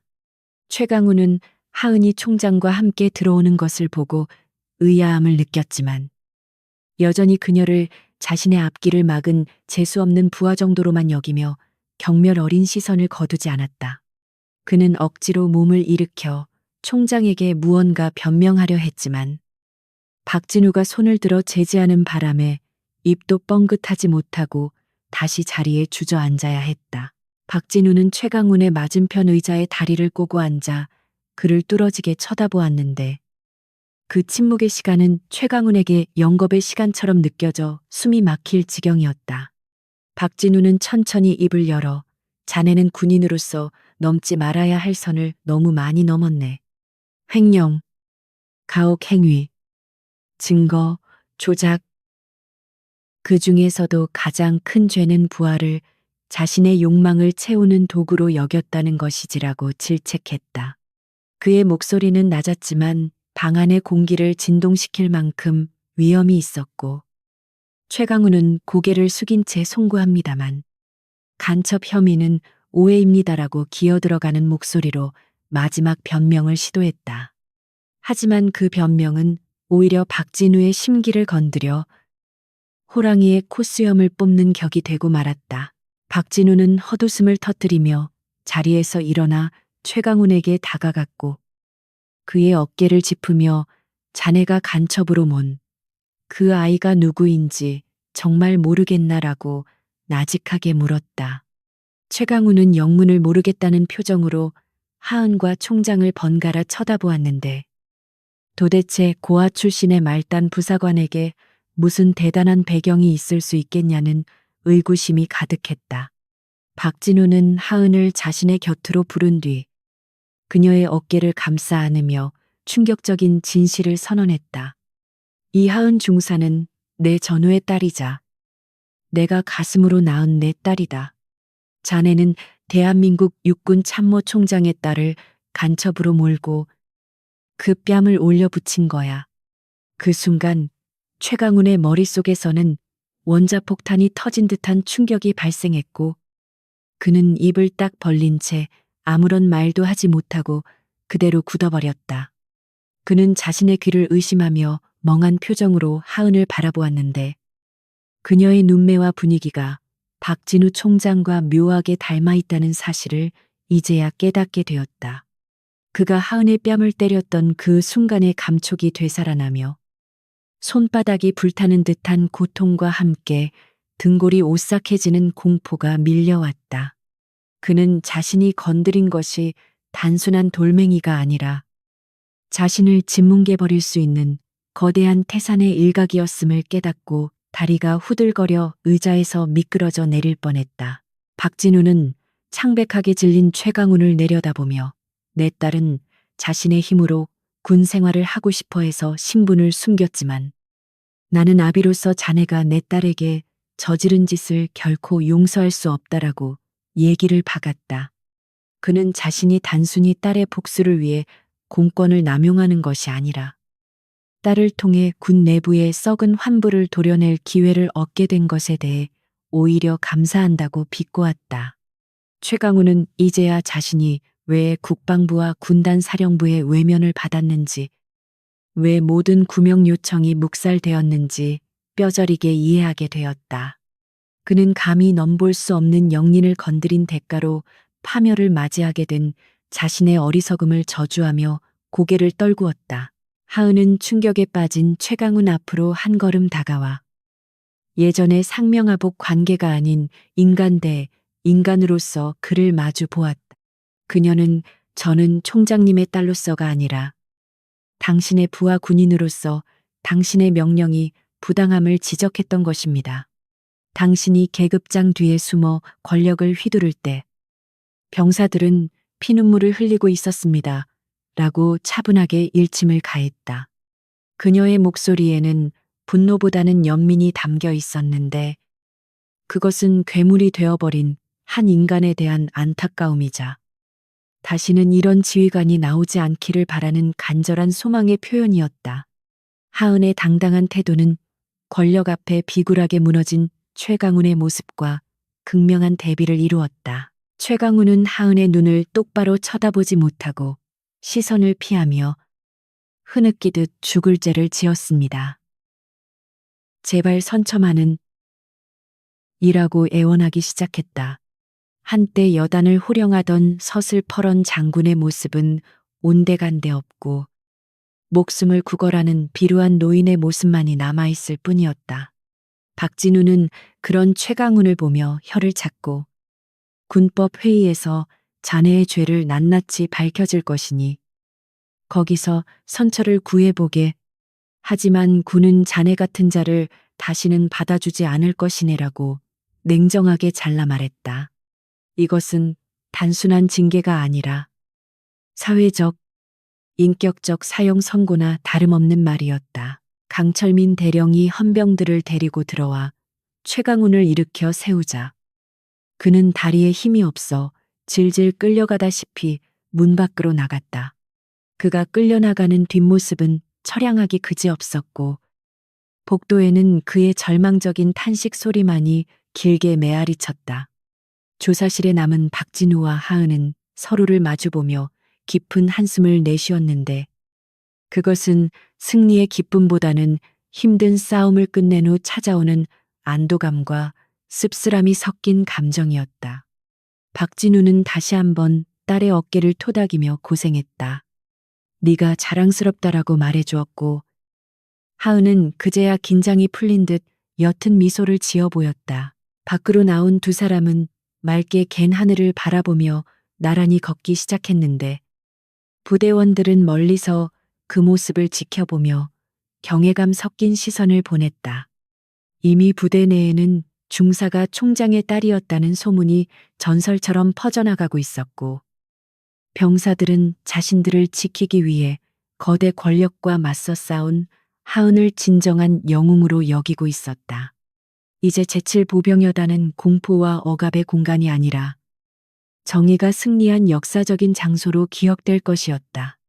박진우는 하은에게 이제 어떻게 할 생각이냐, 본부로 데려가고 싶은 마음이 굴뚝 같지만 내 뜻을 존중하마라고 물었다. 하은은 잠시 고민하다가 단호한 눈빛으로 아버지를 바라보며 자신의 군 생활은 이제 막 시작되었을 뿐이라고 대답했다. 그녀는 저는 특전사로 지원하고 싶습니다. 아버지의 그늘이 아닌 가장 힘들고 위험한 곳에서 제 진짜 능력을 증명해 보이고 싶습니다라고 자신의 포부를 밝혔다. 박진우는 딸의 예상치 못한 결정에 잠시 놀랐지만 이내 호탕하게 웃으며 고개를 끄덕였다. 역시 내 딸답구나. 호랑이 새끼가 고양이처럼 살 수는 없는 법이지. 그날 오후 최강훈의 구속과 함께 여단 내의 부패 라인에 대한 대대적인 숙청 작업이 시작되었고 관련된 장교들이 줄줄이 헌병대로 소환되었다. 부대는 잠시 혼란스러웠지만 강철민 대령의 임시 지휘하에 빠르게 안정을 되찾아갔고 병사들의 얼굴에는 다시 생기가 돌기 시작했다. 하은은 자신의 짐을 정리하며 정들었던 그리고 고통스러웠던 내무반을 둘러보았다. 그녀의 관물대에는 여전히 중사 이하은이라는 명찰이 붙어 있었지만 이제 그 이름은 단순한 계급 이상의 무게와 명예를 가지게 되었다. 저녁 노을이 붉게 물들 때쯤 박진우 총장의 헬기가 다시 이륙 준비를 마쳤고 하은은 헬기장까지 아버지를 배웅하러 나갔다. 프로펠러 바람에 머리카락이 흩날리는 가운데 박진우는 헬기에 오르기 전 하은을 향해 거수 경례를 붙였다. 그것은 상관이 부하에게 하는 의례적인 경례가 아니라 정의를 수호한 한 군인에 대한 존경의 표시였다. 하은 역시 눈시울을 붉히며 완벽한 자세로 답례를 올렸고 그 모습은 마치 한 폭의 그림처럼 아름답고 장엄했다. 헬기가 하늘 높이 솟아올라 점이 되어 사라질 때까지 하은은 자리를 뜨지 않았고 그녀의 가슴 속에는 새로운 불꽃이 타오르고 있었다. 최강훈이라는 거악은 사라졌지만 세상에는 아직도 수많은 부조리와 악이 존재하고 있음을 그녀는 잘 알고 있었다. 그녀는 주먹을 불끈 쥐며 앞으로 자신이 걸어가야 할 가시밭길을 피하지 않고 당당하게 헤쳐나가겠다고 다짐했다. 이제부터가 진짜 시작이야. 하은은 혼잣말을 중얼거리며 어둠이 내려앉는 연병장을 향해 힘차게 발걸음을 옮겼다. 몇 달 후 국방부 고등군사법원의 대법정은 선고 공판을 지켜보기 위해 몰려든 취재진과 군 관계자들로 발디딜 틈 없이 꽉 차 있었는데 팽팽한 긴장감이 감도는 실내 공기는 숨을 쉬기조차 힘들 정도로 무거웠다. 피고인석에 앉은 최강우는 수척해진 얼굴에 덥수룩한 수염을 기른 채 초점 없는 눈으로 바닥만 응시하고 있었으며 한때 여단장으로서 보여주었던 거만함과 패기는 흔적조차 찾아볼 수 없는 초라한 노인의 모습이었다. 재판장은 엄숙한 목소리로 판결문을 낭독하기 시작했고 최강훈의 횡령, 직권남용, 무고, 그리고 특수 폭행 혐의를 모두 유죄로 인정하며 군 조직의 기강을 무너뜨린 죄질이 극히 불량하다고 꾸짖었다. 최강훈은 징역 15년과 불명예 전역, 그리고 횡령액 전액 추징이라는 중형이 선고되자 고개를 떨구었고 방청석에서는 정의가 구현되었다는 안도의 한숨과 박수가 터져나왔다. 최강훈과 결탁하여 이하은을 간첩으로 몰았던 정복과장과 부패한 참모들 역시 줄줄이 실형을 선고받고 법정 구속되었는데 이로써 제7보병여단을 좀먹던 암적인 존재들은 완전히 뿌리 뽑히게 되었다. 이번 사건은 별들의 무덤이라 불릴 정도로 군 내부에 큰 파장을 일으켰으며 지휘관이 부하를 사유화하고 권력을 남용할 경우 어떤 비참한 말로를 겪게 되는지를 보여주는 확실한 반면교사가 되었다.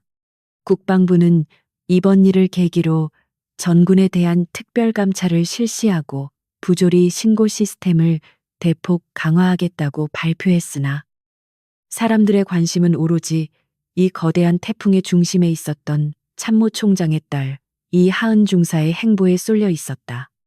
많은 이들은 그녀가 아버지의 후광을 입어 편한 보직으로 이동하거나 장교로 특진할 것이라고 예상하며 시기 어린 시선을 보내기도 했다. 그러나 하은의 선택은 세간의 예상을 보란 듯이 뒤엎는 것이었는데 그녀는 육군 본부로부터 제안받은 모든 특혜와 포상을 정중하게 거절하고 최전방 특수전 사령부로의 전출을 자원했다.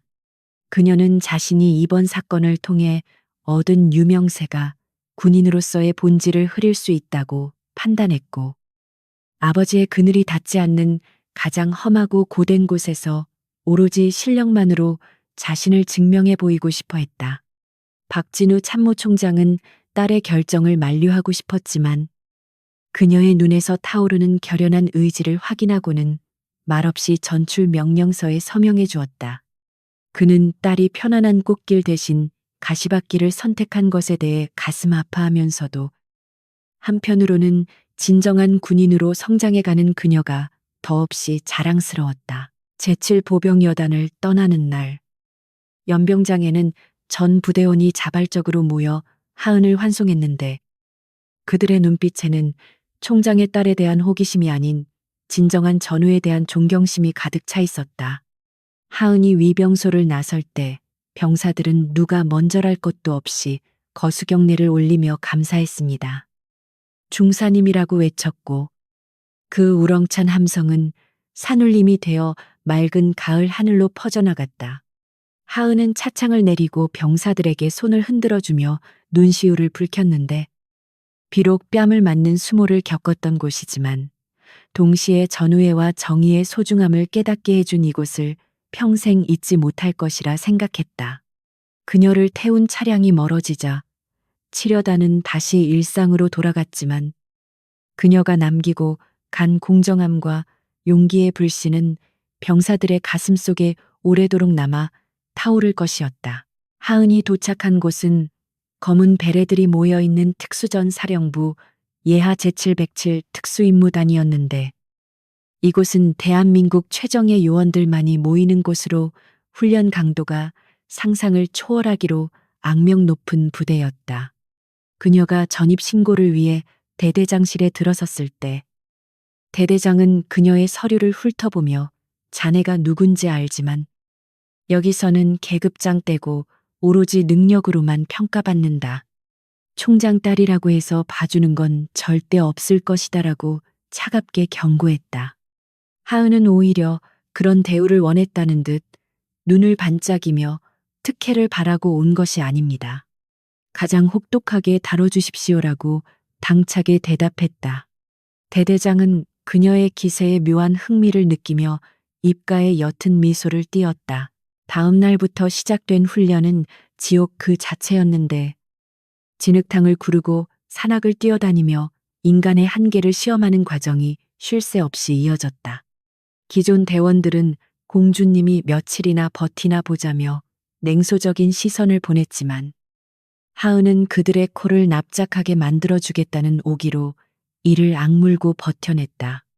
그녀는 남성 대원들과 똑같은 중량의 군장을 메고 산악 구보에서 선두권을 유지했으며 사격 훈련에서는 백발백중의 실력을 뽐내 교관들을 놀라게 했다. 그녀의 군복은 땀과 흙으로 뒤범벅되어 성한 곳이 없었지만 훈련을 마친 그녀의 눈빛은 그 어느 때보다 생기가 넘치고 강렬하게 빛나고 있었다. 어느 날 야간 침투 훈련 중 팀원 한 명이 발목을 다쳐 낙오될 위기에 처하자 하은은 주저없이 되돌아가 그를 부축하고 자신의 어깨를 내어주었다. 교관은 제한 시간 내에 복귀하지 못하면 전원 탈락이라며 그녀를 압박했지만 하은은 전우를 버리고 혼자 살아남는 것은 군인이 할 짓이 아닙니다. 라고 일갈하며 부상병을 업고 끝까지 완주해냈다. 비록 제한 시간을 조금 넘겼지만 그녀가 보여준 희생정신과 팀워크는 동료들의 닫혀있던 마음을 여는 결정적인 계기가 되었다.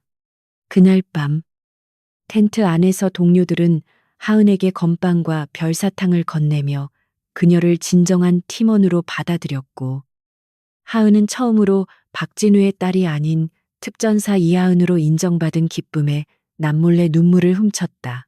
시간이 흘러 하은은 대테러 작전에 투입될 정도로 베테랑 요원으로 성장했고 그녀의 이름 앞에는 독사라는 무시무시한 별명이 붙게 되었다. 그녀는 작전 현장에서 누구보다 냉철하고 신속한 판단력으로 테러범들을 제압했으며 인질 구출 작전에서도 탁월한 성과를 올려 국방부 장관 표창까지 수여받게 되었다. 하지만 그녀는 표창장보다 작전 성공 후 구조된 인질들이 건네는 고맙습니다. 라는 한마디에 더 큰 보람을 느꼈으며 그것이야말로 자신이 군복을 입은 진정한 이유라고 생각했다. 그녀는 가끔 밤하늘을 올려다보며 먼 옛날 치려단 연병장에서 최강훈에게 뺨을 맞았던 그날을 떠올리곤 했다. 그날의 치욕과 분노가 없었다면 지금의 강인한 자신도 없었을 것이기에 그녀는 역설적이게도 그 시련에 감사함을 느꼈다. 어느 눈 내리는 겨울날 박진우 참모총장이 전방부대 순시차 707 특임단을 방문했을 때 그는 연병장에서 훈련 중인 대원들 사이에서 늠름하게 서 있는 하은을 발견했다. 검은 베레모를 쓰고 위장 크림을 바른 하은의 얼굴은 거칠어졌지만 그 눈빛은 대한민국을 지키는 가장 예리한 칼날처럼 빛나고 있었다. 박진우는 수행원들의 만류를 뿌리치고 딸에게 다가가 거수경례를 했고 하은 역시 아버지이자 상관인 그에게 완벽한 자세로 답례를 올렸다. 두 사람 사이에 오가는 무언의 대화는 수천 마디 말보다 깊고 진한 울림을 주었으며 주변에 있던 장병들은 그 숭고한 장면에 가슴이 뜨거워짐을 느꼈다. 하은은 이제 더 이상 누군가의 딸이나 보호받아야 할 대상이 아니었다. 그녀는 스스로의 힘으로 자신의 길을 개척하고 정의를 실현해 나가는 주체적인 인간이자 조국이 가장 신뢰하는 최고의 전사였다. 최강훈과 같은 부패한 권력자들은 역사 속으로 사라졌지만 그 자리를 대신해 하은과 같은 깨어있는 군인들이 그 빈자리를 채우며 대한민국 군대는 조금씩 더 단단해지고 있었다. 그녀는 자신의 군화끈을 다시 한번 단단히 조여매며 또 다른 임무가 기다리고 있는 헬기장을 향해 힘차게 달려나갔다. 그녀의 등 뒤로 흩날리는 눈발은 마치 축복처럼 그녀의 앞길을 하얗게 밝혀주고 있었다. 하은이 탑승한 작전 헬기가 굉음을 울리며 하늘로 솟아오르자 그녀는 창밖으로 보이는 조국의 산하를 내려다보며 깊은 숨을 들이마셨다. 세상에는 여전히 어둠이 존재하고 불의가 판을 치고 있을지 모르지만 그녀는 결코 물러서지 않을 것이며 언제나 가장 어두운 곳에서 빛을 밝히는 등불이 될 것이다. 나는 대한민국 군인 이하은이다. 그녀의 마음속 독백이 헬기의 로터 소리와 함께 허공에 울려 퍼졌고 이야기는 끝이 났지만 그녀의 전설은 이제 막 시작되고 있었다. 정의는 결코 죽지 않으며 진실한 용기는 그 어떤 권력보다 강하다는 것을 증명하며 그녀는 더 높은 곳으로 비상했다.